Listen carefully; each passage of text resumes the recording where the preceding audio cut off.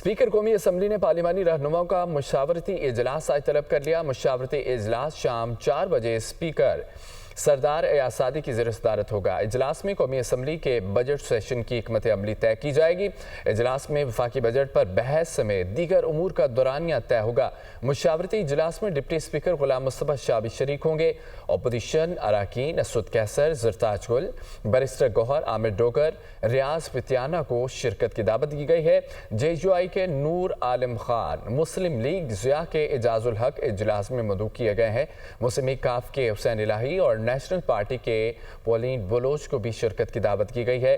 MKM के सैयद अमीनुल हक, सैयद हफीजुद्दीन को भी इजलास में शिरकत की दावत दी गई है। पीपल्स पार्टी के एजाज जाखरानी, सैयद नवीद कमर, शाजिया मरी, शहला रजा इजलास में मदऊ। मुस्लिम लीग नून के शेख आफ्ताब अहमद और नजरत सादिक को भी इजलास में शिरकत की दावत दी गई है। वफाकी वज़राए आज़म नज़ीर तारड़, राना तनवीर, अता तारड़, तारक फजल चौधरी, खालिद मक्सी को भी दावत दी गई है।